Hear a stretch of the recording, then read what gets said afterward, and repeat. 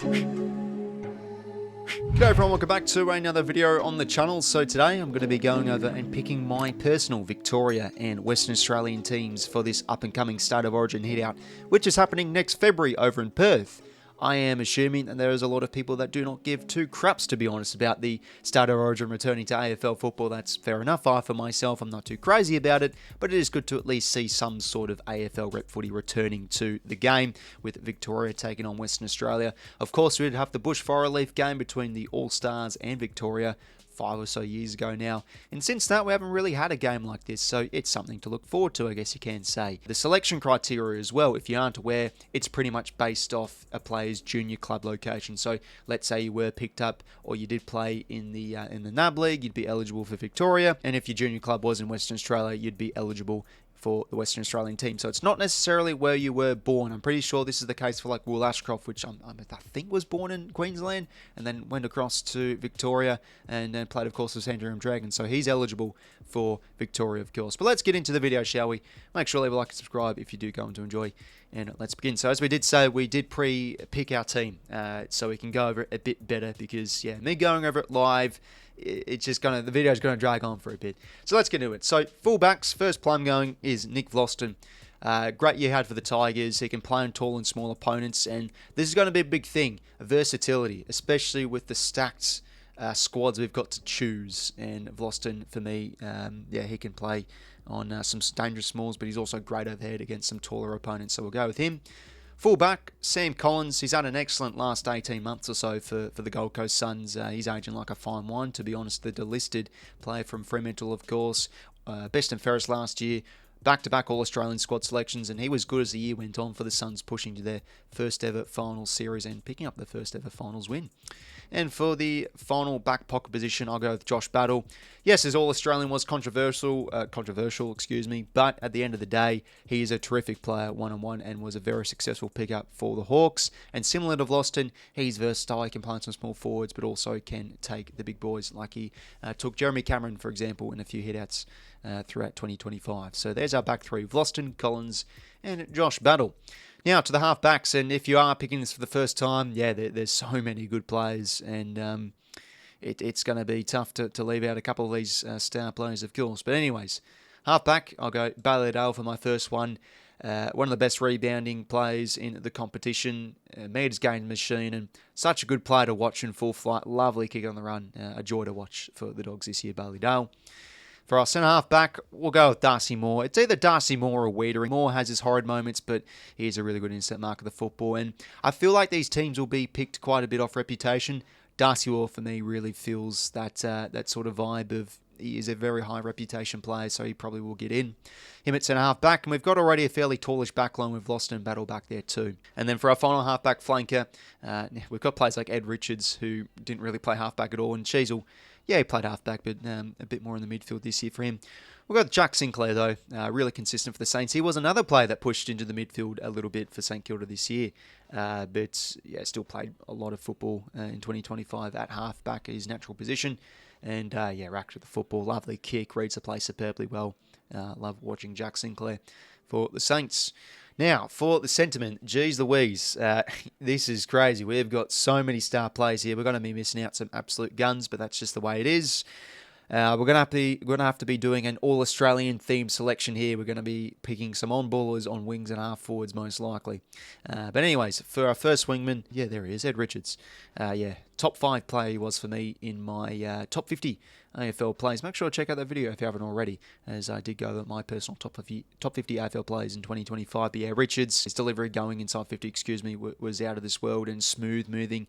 Really took his game to the next level. Then for our sentiment, we'll go with the Brownlow medalist of 𝐼𝐻𝐿𝐴𝐿. Absolute beast for Gold Coast this year. Yeah, he got a handful of questionable votes, but he did win the coaches' votes, to be honest, when you do think about it that way, which is a very reputable and accurate award, I do think, the coaches' votes.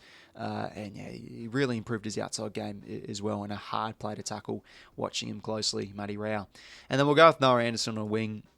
He is a bit more of a receiver rather than an extractor in comparison to 𝐼𝐻𝐿𝐴𝐿. So yeah, Anderson, I think, hypothetically can play just fine on a wing. Even though, yeah, he is a clearance beast. I think Anderson, with his tank that he does possess and his what he can do on the outside, I think we can put him on the wing, and that's pretty justified selection, given we're going to have to be putting on ballers on the wing anyway because of the amount of quality midfielders we do have.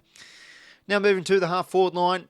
Bont for our first half forward. Yes, it's sort of cheating, but look, Bont this year, to be honest, played a lot of forward for the Dogs, so him on a half-forward line is a fair enough selection. We'll go with Jeremy Cameron as our first key forward. Obviously, we all know Jeremy as a player that can get up the ground, and his foot skills and his field kicking is excellent as well. And for our final half-forward flanker, another midfielder here, a bit more of a personal selection, but 𝐓𝐿𝐴 𝐿𝐼 was awesome this year for Gold Coast as that link-up half-forward, mid-forward. Honestly, baffling he didn't make the All-Australian squad, but he ranked elite in score involvements this year. I think him on half-forward suits really nicely. And then for the full forwards, we do want to include some small forwards here. We've only really got Jamie Elliott, Toby Green, and Dylan Moore.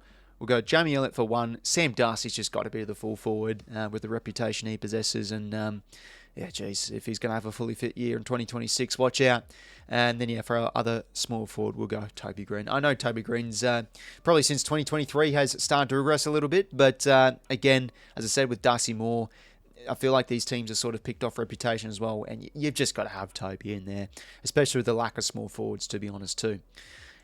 And then now for the followers, two ruckmen we've only really got here, to be honest, Max Gawn and Sherry. I'll still go with Gawn. For our two followers, options galore. Honestly, all these midfielders are valid, but I've got to go with Nick for one, and the next one being the main man of 𝐓𝐿𝐴 𝐿𝐼.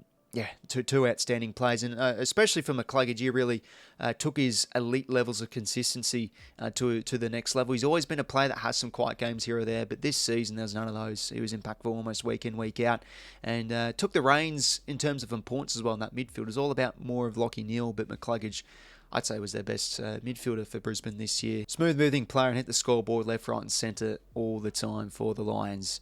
And now we move on to the interchange. So we do want to keep it realistic here. We'll pick a seventh defender. We'll pick another key forward. So we'll do that now. For our seventh defender, I've gone with Whitfield. There are still some really good options here to select, like maybe a Harry 𝐸𝐿𝐼, or you could go with a Lachie Ash. But yeah, Whitfield's fairly consistent. He's great on either foot. Yeah, he's a selection I'm happy putting in.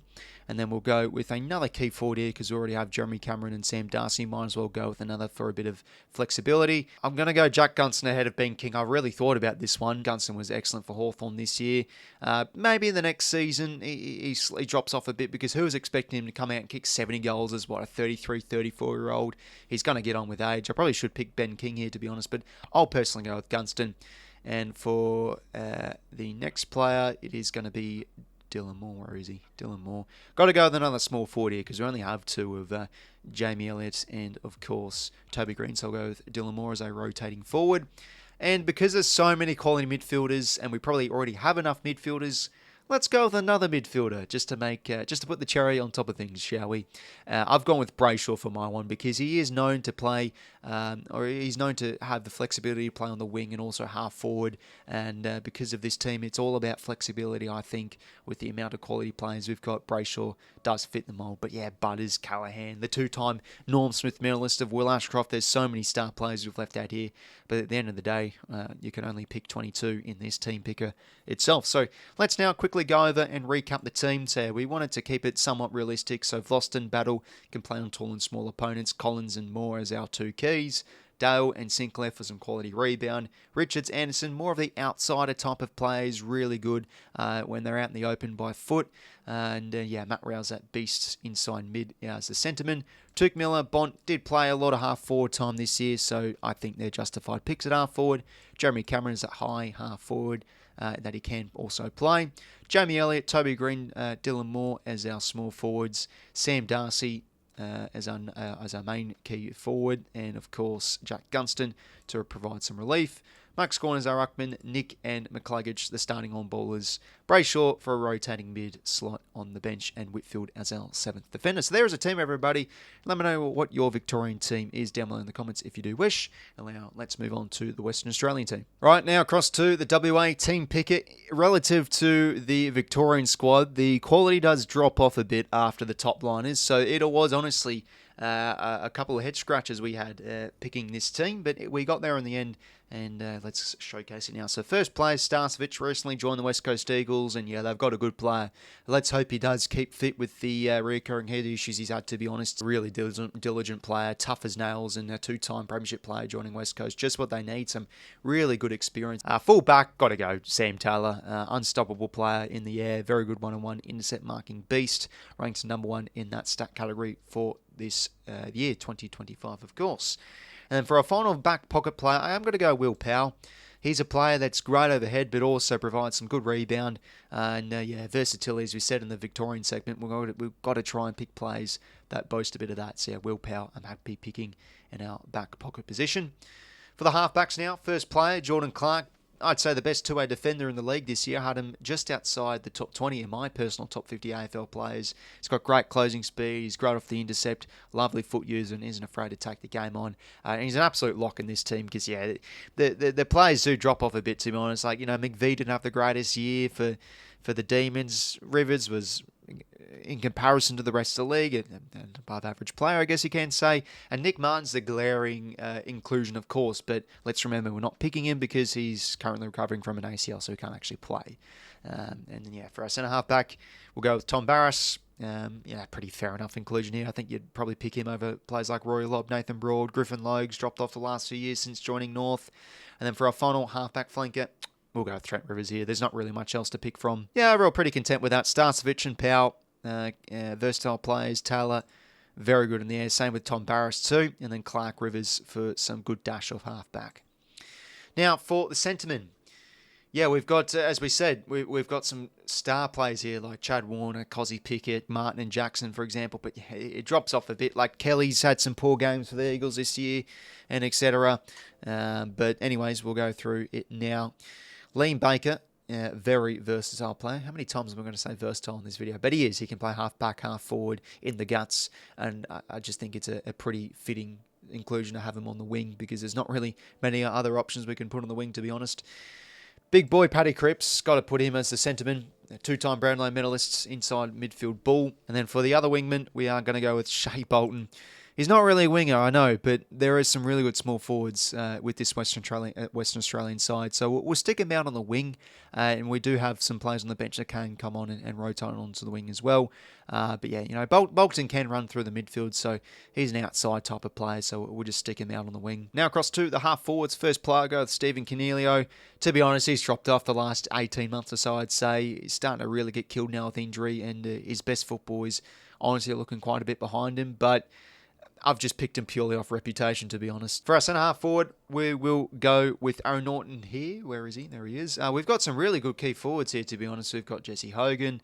Where is that man? 𝐸𝐿𝐴𝐿 𝐼𝐻. And that's our next player we're going to pick. So, yeah, a bit of a tallish forward line, but I do want to include these star key forwards because they've just got to be in here. Naughton kicked over 60 goals. I think he just kicked 60 goals this year. 𝐸𝐿𝐴𝐻 has kicked over 50. Both are aerial threats, of course. Now for the full forward line, first player we'll go with Bobby Hill. Geez, the Pies really miss out on this type of play in the back half of the year, out due to personal reasons. But I'm sure he's just going to tear it up if he is going to be picked. Might kick a nuts goal here or there. Dangerous player at ground level, Bobby Hill. Key forward, I go with Jesse Hogan. I'd say a better option than probably like Logan McDonald and Oscar Allen. A lot more production. Hogan's been able to reduce, given he did win the Coleman medal.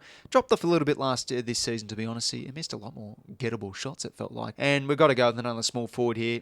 Hard to look past Charlie Cameron. He turned on the Jets at the right time. Outstanding grand final performance. Now for the followers, I'm going to be going with Darcy Cameron as my ruck. I'm putting ahead of English just because I think Cameron's a bit better around the ground. He's great intercept marking behind the football, but also he provides an option up the ground. And that's why I think Collingwood is so good, because they've got a player like Cameron that's so reliable in the air, and that wins your territory. Those contested marks are so important to your build-up, and especially for Collingwood because they love to use the boundary quite a bit.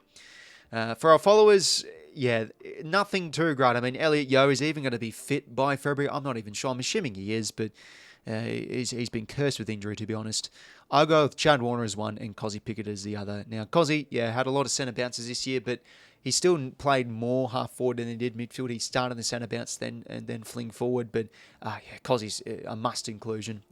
He had some nuts individual games this year. And Chad Warner, to his expectations, dropped off a bit in 2025, but he is still a highly damaging midfielder, and he's just an absolute non-negotiable to include in the Western Australian team.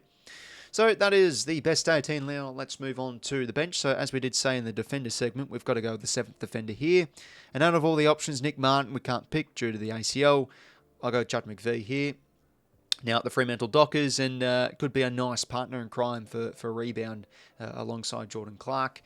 And then I'm going to go with Luke Jackson here. We already do have a fairly tall forward line, but it was displayed this year. Jackson is capable of playing as an on-baller. So because I personally think of the lack of size this Western Australian midfield does have, I'm going to go with Jackson as that sort of big body mid. And he can also rotate forward, let's say. So Jackson in there.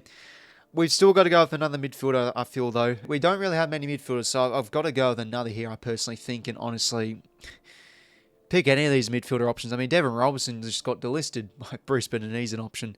Jago Mira or Tim Kelly for me. I'll just go with Tim Kelly. And the final player for the Western Australian team, I'm going to go with 𝐓𝐿𝐼𝐿 here for the Brisbane Lions now. Or most likely going to be going to the Adelaide Crows for the pre-season draft, but he can play as a small forward. He can play as a defensive winger. Versatility. I love that word. I've been saying it plenty of times in this video already. So go with 𝐼𝐿𝐼𝐿, and he can rotate to a plethora of positions. So that is the Western Australian team, everybody. I think on paper, not as strong as the Victorian side, but we have some quality players still nonetheless. 𝘖𝐿𝐼𝐿, Powell, versatile defenders, Sam Taylor, and Barris as our key defenders, Clark and Rivers for the rebound, Baker, Bolton on the wings, but we have players like 𝐸𝐿𝐼𝐿, 𝐼𝐿𝐼𝐿 on the bench that can rotate on the wing, even a Tim Kelly. And then, 𝐼𝐿𝐼𝐿 as the big inside midfielder, 𝐸𝐿𝐼𝐿, Geordie Artis, Norton starting on the half-forward line, Bobby Hill, Charlie Cameron, and and also 𝐓𝐡𝐞 can rotate in the forward. Shea Bond, there's a handful of small forwards we've picked here, but Bobby Hill and Cameron would be the starting ones. Jesse Hogan, gold medalist, as a key full forward. Darcy Cameron's ruck, Chad Warner and 𝐓𝐡𝐞 starting on the ball, and then Judd McVie as a 7th defender, Jackson and Kelly for rotations through the midfield, and 𝐼𝐿𝐼𝐿, another player that can rotate to a number of positions. So that is the Western Australian team, everybody, and that is pretty much it for the video today. Let me know what your teams are down below in the comments section. Hopefully you did enjoy today's video, everybody. Make sure to leave a like and subscribe if you did. Off season, as I say, pretty chill. Might get a video out every week here or there, so make sure to stay tuned on the channel. And that's it from me, everybody. Take care until next time. I'll talk to you later. See you later, fellas.